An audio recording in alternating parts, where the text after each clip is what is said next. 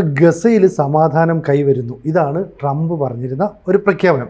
പക്ഷേ അവിടെ നിന്ന് ഇസ്രായേൽ സേന പിൻവാങ്ങി ഉടനെ എന്ത് സംഭവിച്ചു എന്ന് പറഞ്ഞാൽ ഹമാസിൻ്റെ കുറച്ചധികം ആളുകൾ അവിടുത്തെ മുഴുവൻ മേഖലയും ഏതാണ്ട് ഇസ്രായേലിൻ്റെ കൈവശം ഉണ്ടായിരുന്നു എന്ന് പറയപ്പെടുന്ന മേഖലയിലൊക്കെ അവരുടെ സൈനികരെ വിന്യസിച്ചു. എന്നിട്ട് അവിടുത്തെ ജനങ്ങളുമായിട്ട് ഇവർ ഏറ്റുമുട്ടാൻ തുടങ്ങി എന്ന് പറഞ്ഞാൽ ഹമാസ് വീണ്ടും അവിടെ പിടിമുറുക്കുന്നു. അങ്ങനെയല്ലേ മനസ്സിലാക്കുക?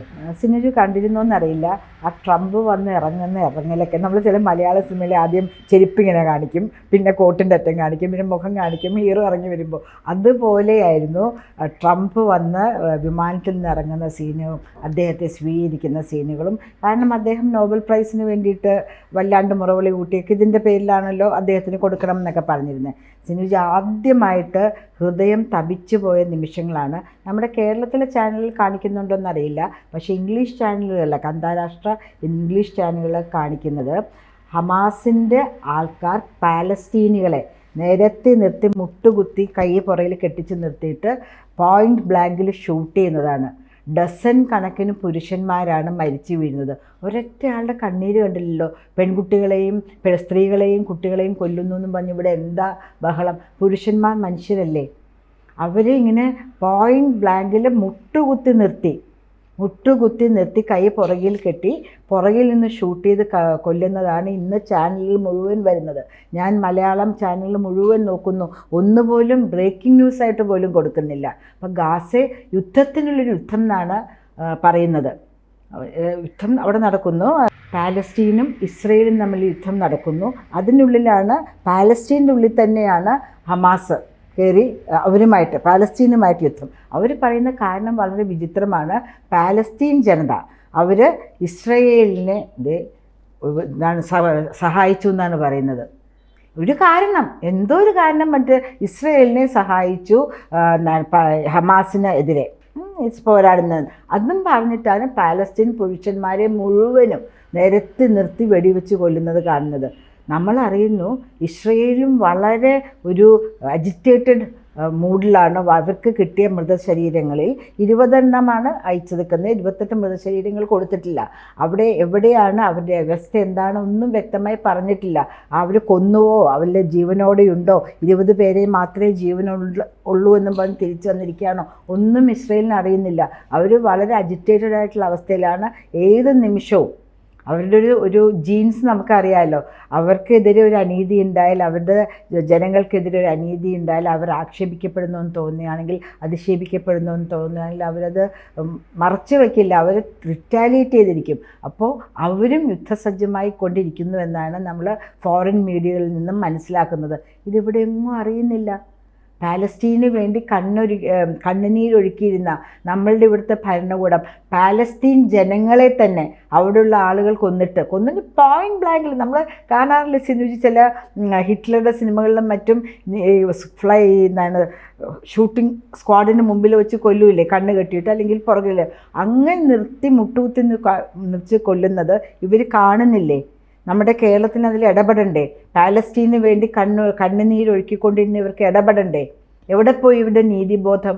എന്തൊക്കെയായിരുന്നു ഇവിടുന്ന് ഞങ്ങൾ അങ്ങോട്ടേക്ക് അംബാസിഡറെ അയക്കും, കേരളത്തിൻ്റെ എല്ലാ ഇതും അവർക്ക് പിന്തുണയും പ്രഖ്യാപിക്കുന്നു എന്നൊക്കെ പറഞ്ഞിരുന്നിരുന്ന പിണറായി സഖാവ് അറിഞ്ഞില്ലേ? ഇന്നലെ മുതൽ യാത്രയില്ല. ഇവിടെ വലിയ ഒരു ലോക്കൽ ബോഡി ഇലക്ഷൻ വരുന്നു, ബീഹാറിൽ ഇലക്ഷൻ വരുന്നു. ആ ബീഹാറിൽ 2-3 സീറ്റുകൾ ആരുടെയൊക്കെ കൈയും കാലും പിടിച്ചിട്ട് അവർക്ക് കിട്ടിയിട്ടുണ്ടായിരുന്നു, പക്ഷേ പാർട്ടികൾക്ക് കിട്ടിയിട്ടുണ്ട്. പക്ഷെ സഖാവ് യാത്രയിലാണ്.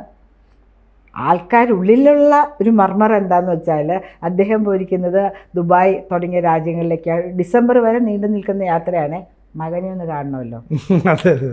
മകനൊന്നും എട്ടും പൊട്ടും തിരിയാത്ത പാവാടക്കുട്ടൻ. പാവാടക്കുട്ടനല്ല, ഞാൻ പറഞ്ഞ ആ കുട്ടനാണല്ലോ. എൻ്റെ മകനൊന്നും പറഞ്ഞിട്ടില്ല, മകൻ പറഞ്ഞിട്ടില്ല ഈ ഇഡിയുടെ നോട്ടീസ് സമൻസ് വന്നതെന്നൊക്കെയാണല്ലോ അദ്ദേഹം പറയുന്നത്. അപ്പം അവിടെ പോയി ക്ലോസ്ഡ് ക്യാമറയ്ക്ക് പുറത്ത് വരാണ്ട് മുറിക്കുള്ളിൽ അടച്ചിട്ടിരുന്ന് പൂട്ടി സംസാരിക്കാൻ വേണ്ടിയായിരിക്കും പോകുന്ന പോക്കിൽ ആ പാലസ്തീനിലൊന്ന് കയറണം. ഇവിടെയൊക്കെ പോകുന്നുണ്ടല്ലോ, പാലസ്തീനിലും കൂടെ കയറിയിട്ട് നമ്മളുടെ, അതായത് കൊച്ചു കേരളത്തിൻ്റെ എല്ലാ സഹായവും പാലസ്തീൻകാർക്കുണ്ടെന്ന് പറയണം. ചിലപ്പോൾ ബുള്ളറ്റ് എവിടെ കൂടെ പോകും നമുക്കറിയില്ല കേട്ടോ. വളരെ വളരെ വളരെ നീചവും പൈശാചികമായ ഒരു അവസ്ഥയായിട്ടാണ് തോന്നിയത്. സിനുജി നമ്മൾ 2 ഇന്ത്യക്കാർ ഇങ്ങനെയും സംസാരിക്കുന്നു. സിനുജി ഒരു ഗണ്ണെടുത്ത് തന്നെ ഷൂട്ട് ചെയ്താലോ? പോയിന്റ് ബ്ലാങ്കിലല്ലേ. അതെ. അല്ലെങ്കിൽ നമ്മൾ രണ്ടുപേരും കൂടി ചേർന്ന് നമ്മുടെ ക്യാമറാമാനെ ഷൂട്ട് ചെയ്താലോ, അല്ലെങ്കിൽ ഈ സ്റ്റുഡിയോയിലുള്ള ആൾക്കാർ ഷൂട്ട് ചെയ്താലോ അങ്ങോട്ടും ഇങ്ങോട്ടും വിശ്വാസമില്ലാത്ത അവസ്ഥയിലാണ് വരുന്നത്. അവർക്ക് തോന്നുന്നു നിങ്ങളുടെ മുഖം ഇഷ്ടമായില്ല, അല്ലെങ്കിൽ നിങ്ങളുടെ ശരീരം ഇഷ്ടമല്ല, ഒരു ഷൂട്ട് നിങ്ങളുടനെ ഹമാസിന് എതിരെ പ്രവർത്തിച്ചു എന്ന് പറയാം. പണ്ട് ഗസ്റ്റപ്പോ എന്നൊക്കെ കേട്ടിട്ടില്ലേ? ഓരോ രാജ്യങ്ങളിലും അവരുടെ ഭരണാധികാരികൾക്ക് വേണ്ടി ചാരവൃത്തി ചെയ്തുകൊണ്ടിരിക്കുന്നതിന് വേണ്ടി ഓരോ സംഘടനകളുണ്ടായിരുന്നു. അവർക്ക് തോന്നുകയാണ് നിങ്ങൾ ആ രാജ്യത്തിനെതിരെ പ്രവർത്തിക്കുന്നു, അല്ലെങ്കിൽ പ്രവർത്തിക്കുന്നില്ല, അവരോടൊപ്പം ചേർന്ന് യുദ്ധത്തിന് ഇറങ്ങില്ല എന്ന് തോന്നുകയാണെങ്കിൽ വീടിനുള്ളിൽ കയറി വന്ന് നമ്മളെ കൊല്ലുകയാണ്, അല്ലെങ്കിൽ പോയിന്റ് ബ്ലാങ്കിൽ നമ്മളെ പൊതുസ്ഥലങ്ങളിലേക്ക് കൊണ്ടുപോയി കൊല്ലുകയാണ്. അതുപോലത്തെ ഒരു അവസ്ഥയാണ് ഇന്ന് പാലസ്തീനിൽ നടക്കുന്നത്. ഇത് എങ്ങോട്ടേക്കാണ് പോകുന്നത്? ലോക സമാധാനം എങ്ങോട്ടേക്കാണ് പോകുന്നത്? തീവ്രവാദികൾ വേണ്ട, ഞങ്ങൾക്ക് സ്വസ്ഥമായിട്ടിരിക്കണം എന്ന് പറയുന്ന ഒരു ജനതയിൽ പെടുന്ന പുരുഷന്മാരെ എല്ലാവരെയും കൊന്നൊടുക്കുന്നു. ഇത് നമുക്ക് വളരെയധികം അസ്വസ്ഥത ഉണ്ടാക്കുന്നൊരു വിഷയമാണെന്നാണ് ശരിക്കും പറഞ്ഞാൽ ഇപ്പോൾ ഈ പാലസ്തീൻ എന്ന് പറയുന്ന രാജ്യം സ്വതന്ത്രമാണ്, അങ്ങനെയൊക്കെ ചിന്തയുണ്ട്. ഇപ്പം ഇവിടെ ഇപ്പോൾ ഇസ്രയേൽ ഒരു വെടിനിർത്തൽ കരാറിന് സംബന്ധിച്ച് എന്താണെന്ന് വെച്ചാൽ ഇവരുടെ ബന്ധുക്കളെ വിട്ടുകിട്ടും. 20 പേരെ ജീവനോടെ വിട്ടുകിട്ടി, അത് ആശ്വാസമാണ്. 8 മൃതദേഹങ്ങൾ അയച്ചു, അതിൽ തന്നെ 3-4 എണ്ണം തിരിച്ചറിഞ്ഞിട്ടുള്ളൂ, ബാക്കി ഡെഡ് ബോഡി എവിടെയാണെന്ന് അറിയില്ല. ഇവിടെ ലാഭം ഇസ്രയേലിനുണ്ടായി. പക്ഷേ ഇപ്പോൾ എന്താ പ്രശ്നം എന്ന് പറഞ്ഞാൽ ഗാസ ഒരു ആഭ്യന്തര യുദ്ധത്തിലേക്ക് പോവുകയാണ്. കാരണം ഇസ്രയേൽ അവിടെ സപ്പോർട്ട് ചെയ്യുന്ന കുറച്ച് ഗോത്ര വിഭാഗക്കാരുണ്ട്, അവരിങ്ങോട്ട് വന്നിട്ട് ഹമാസിനെ എതിർക്കുന്നു. കാരണം അവിടുത്തെ ജനങ്ങൾക്ക് ഹമാസിനെ ഇഷ്ടമല്ല. അവിടെ ഭരിക്കുന്ന പലസ്തീൻ അതോറിറ്റി എന്ന് പറയുന്ന ഒരു ഭരണകൂടമാണ്. പലസ്തീൻ അതോറിറ്റിയുടെ പ്രസിഡന്റായിട്ടുള്ള മഹ്മൂദ് അബ്ബാസ് പറയുന്നു ഞങ്ങൾക്ക് ഹമാസിനെ വേണ്ട. പക്ഷേ ഇവരുടെ ആയുധവും ഇതുമൊക്കെ ഉണ്ട്. അപ്പോൾ ഹമാസ് എന്ന് പറയുന്ന ഒരു സംഘടനയല്ല, അതൊരു ആശയമാണ്. അപ്പോൾ ആ ആശയം ചെറിയ പ്രായത്തിൽ ഇൻജെക്റ്റ് ചെയ്യപ്പെടുകയാണ്. അവർ സ്വാഭാവികമായിട്ട് ഇത്തരത്തിലുള്ള വർഗീയ സ്വഭാവമൊക്കെ കാണിക്കുന്നു. അതാണ് ചേച്ചി നേരത്തെ പറഞ്ഞ പോലെ കൈ പുറകെ കെട്ടി മുട്ടുകുത്തി നിലത്തിരുത്തിയിട്ട് പോയിന്റ് ബ്ലാങ്കിൽ ഷൂട്ട് ചെയ്യണം. അങ്ങനെ ഷൂട്ട് ചെയ്യുന്ന എത്ര ക്രൂരതയാണ്. എന്നിട്ട് പറയുന്നു ഇവർ ഇത്രയും കാലം ഞങ്ങളെ വഞ്ചിട്ടിച്ചിട്ട് ഇസ്രായേലിനെ സഹായിച്ചു. ചിലപ്പോൾ വിവരങ്ങൾ കൊടുത്തായിരിക്കും. അങ്ങനെ ചെയ്യുന്നത് എന്തിനാണെന്ന് വെച്ചാൽ അവശേഷിക്കുന്ന പാലസ്തീൻകാർ ഇനി പേടിക്കണം, ഞങ്ങൾ ടെററൈസ് ചെയ്യുക. അതെ, ഞങ്ങൾ ഇതാണ് അടുത്ത, നിങ്ങൾ ഞങ്ങൾക്കെതിരെ തിരിഞ്ഞാൽ, ഞങ്ങൾക്കെതിരെ വാളെടുത്താൽ ഇതാണ് നിങ്ങളുടെ നീക്കം എന്ന് പറയുന്നത്. ഇവിടെ പലസ്തീൻ്റെ ഈ ഒരു നീക്കത്തിൽ ബെഞ്ചമിൻ നെതന്യാഹുവിന് വലിയ അസ്വസ്ഥയുണ്ട്. ഇസ്രായേൽ പ്രധാനമന്ത്രി പറയുന്നത് എനിക്ക് വേറൊരു പ്ലാനുണ്ട്, കാരണം സമാധാനം കൈവരുമെന്ന് ഞാൻ പ്രതീക്ഷിക്കുന്നില്ല. സമാധാനം കൈവരണമെങ്കിൽ ഹമാസ് പൂർണ്ണമായിട്ടും ആയുധം താഴെ വെക്കണം. അപ്പോൾ നിരായുധീകരണം എന്നുള്ളത് ഹമാസ് അംഗീകരിക്കുന്നില്ല. അങ്ങനെയാണ് ഈ ട്രംപ് പറഞ്ഞ വാക്കിന് ഇനി എന്താ വില? ഇനി ട്രംപിന് തൻ്റെ വാക്കിന് വില കൊടുക്കണമെങ്കിൽ അമേരിക്കയിൽ നിന്ന് സൈന്യത്തെ ഇറക്കണം. അമേരിക്കൻ സൈന്യം ഇവിടെ വന്നിട്ട് ചെന്നാൽ ശരി, ഹമാസിനെയൊക്കെ കൊന്നു തീർക്കാം. പക്ഷേ അമേരിക്ക മുമ്പ് ഇറാഖിലും അഫ്ഗാനിസ്ഥാനും ഇതുപോലെ സൈന്യം ഇറക്കി കൈപൊള്ളിയതാണ്. അതുകൊണ്ട് പേടിയാണ്. പോളിസി എടുത്തിട്ടുണ്ടല്ലോ, മറ്റ് രാജ്യങ്ങൾ വിഷയങ്ങളിൽ ഞങ്ങളുടെ സൈന്യത്തിനെ അയച്ച് അവിടെ യാതൊരു തരത്തിലുള്ള പ്രശ്നങ്ങളും ഉണ്ടാക്കില്ല, അല്ലെങ്കിൽ സപ്പോർട്ട് കൊടുക്കില്ല എന്നൊരു നയപരമായ തീരുമാനം അമേരിക്ക എടുത്തിട്ടുണ്ട്. അതെന്തുകൊണ്ട് അമേരിക്കൻ ജനത എതിർത്തു അതിനെ? അതെ, അവർ പറഞ്ഞല്ലോ അവർക്ക് വേണ്ട, നമ്മളുടെ രാജ്യത്തിന് വേണ്ടി ഫൈറ്റ് ചെയ്യാൻ ഞങ്ങൾ തയ്യാറാണ്. പക്ഷെ വേറൊരു രാജ്യത്തിന് വേണ്ടി, നമ്മൾ ആഗോള പ്രസിഡന്റ് ആകാൻ വേണ്ടി അല്ലെങ്കിൽ ആഗോള പോലീസ് ആകുവാൻ വേണ്ടി ഞങ്ങളുടെ രക്തം ചിന്തുവാൻ ഞങ്ങൾ തയ്യാറല്ല എന്ന് പറഞ്ഞിരിക്കുന്നു. മാത്രമല്ല ഇപ്പോഴത്തെ സാഹചര്യത്തിൽ അവിടെയുള്ള ഗവൺമെൻറ് ഓഫീസേഴ്സിന് ഇൻക്ലൂഡിങ് ദ ആർമി സേനകൾക്ക് പൈസ കൊടുക്കുന്നില്ല, ശമ്പളം കൊടുക്കുന്നില്ല, അടിമവേലയാണ് അവിടെ ചെയ്തുകൊണ്ടിരിക്കുന്നത്. ആ അവസരത്തിൽ വേറൊരു രാജ്യത്ത് പോയി കിടന്ന ഒരു അനാഥ ശരീരമായി മാറുവാനായിട്ട് അവർക്ക് താല്പര്യമില്ല. പക്ഷേ സിനുജി, ഇത് നമ്മൾ വിചാരിക്കുന്ന സ്ഥലത്ത് നിൽക്കുന്നു തോന്നുന്നില്ല. എന്തൊക്കെ പ്രതിഷേധം പിണറായി സഖാവും CPM എടുത്താലും, അവരെന്തൊക്കെ പാലസ്തീനെക്കുറിച്ച് പറഞ്ഞാൽ, ഇപ്പോൾ നമ്മൾ കാണുന്നത് ഭീകരവാദം കൊണ്ട് വീർപ്പ് മുട്ടി നിൽക്കുന്ന ഒരു പാലസ്തീൻ ജനതയാണ് നമ്മൾ കാണുന്നത്. പാലസ്തീനിലെ ജനതയല്ല കൊല്ലപ്പെട്ടത്, ഹമാസ് തീവ്രവാദികളാണ് നമ്മളുടെ ഇസ്രയേലിനാൽ വധിക്കപ്പെട്ടിരിക്കുന്നത് എന്ന് പോലും നമ്മളിപ്പോൾ ചിന്തിക്കേണ്ടിയിരിക്കുന്നു. പാലസ്തീൻ ജനതയെ മുമ്പിൽ ഷീൽഡ് പോലും നിർത്തിയിട്ടാണ് ആക്കിയത്. ഒരു സമയത്ത് ഇസ്രയേൽ നിങ്ങൾ ഉള്ളിലേക്ക് പിൻവാങ്ങുമെന്ന് വന്നപ്പോൾ ആ ജനത മുഴുവൻ ഉള്ളിലേക്ക് പോവുകയും ഹമാസ് തീവ്രവാദികൾ പകരം ആ സ്ഥാനം ഏറ്റെടുക്കുകയും അവരുടെ കുഞ്ഞുങ്ങളെയും സ്ത്രീകളെയും അവിടെ ഹ്യൂമൻ ഷീൽഡാക്കുകയും ചെയ്യുന്നുവോ എന്നുകൂടെ നമ്മൾ ഈ വാർത്തകളിൽ നിന്ന് നമുക്ക് സംശയം തോന്നിപ്പോകുന്നു. ഈ ട്രംപ് പറഞ്ഞു കേട്ട് ഇസ്രായേൽ സേന അവിടുന്ന് പിന്മാറിയപ്പോൾ എന്താ വെച്ചാൽ 7000-ഓളം ഹമാസിന്റെ സൈനികർ അവിടെ ഇറങ്ങിയിരിക്കുന്നത്. 7000-ഓളം പേരെന്ന് പറഞ്ഞാൽ എത്ര വലിയത്? അതാണ് ഞാൻ നേരത്തെ പറയാം, ഹമാസ് ഒരു സംഘടനയല്ല.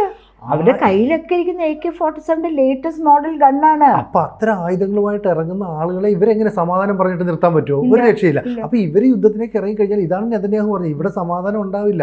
സമാധാനം ഉണ്ടായില്ലെങ്കിൽ ഇവിടെ സേന ഇറങ്ങണമെങ്കിൽ അറബ് സൈന്യം ഉണ്ടാകണം.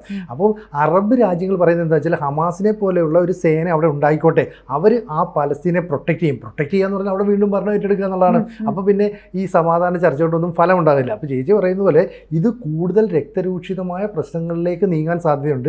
ലോകരാജ്യങ്ങൾ ഇനി രണ്ട് ചേരിയായിട്ട് എന്നിട്ട് കുറച്ച് പേര് ഹമാസിനെ സപ്പോർട്ട് ചെയ്യും, കുറച്ച് പേര് ഇസ്രായേലിനെ സപ്പോർട്ട് ചെയ്യും. യുദ്ധത്തിനുള്ള യുദ്ധം എന്നാണ് പറയുന്നത്.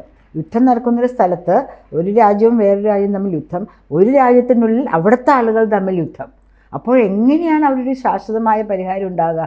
ഇവരുടെ തന്നെ സമ്പദ്ഘടന എന്തുമാത്രം താഴേക്ക് പോകും പാലസ്തീൻ്റെ, അല്ലേ? അതിൻ്റെ ഉള്ളിൽ തന്നെ യുദ്ധം. അതെ, ആർക്കും പേടിച്ച് പുറത്തിറങ്ങാൻ പറ്റില്ല, ഒരു ജോലിക്ക് പോകാൻ പറ്റില്ല, എപ്പോഴാണ് പിടികൂടി കൊണ്ടുപോയി പോയിന്റ് ബ്ലാങ്കിൽ ഷൂട്ട് ചെയ്യാമെന്നറിയില്ല. അപ്പോൾ അവിടുത്തെ ജീവിതം തികച്ചും ദുസ്സഹമായിക്കൊണ്ടിരിക്കുകയാണ്. ലോകരാഷ്ട്രങ്ങൾ എന്തൊക്കെ പറഞ്ഞാലും പാലസ്തീനിൽ ശാശ്വതമായ ഒരു ശാന്തി വരണമെങ്കിൽ ഹമാസ് ആയുധം താഴെ വയ്ക്കുക തന്നെ വേണം.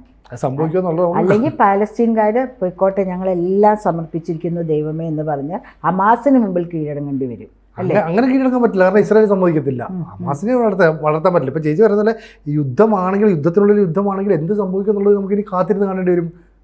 അതെ, കൂടുതൽ വാർത്തകളും വിശേഷങ്ങളും നിങ്ങളിലേക്ക് എത്താൻ ABC മലയാളം സബ്സ്ക്രൈബ് ചെയ്യുക, ബെൽബട്ടനും അമർത്തുക.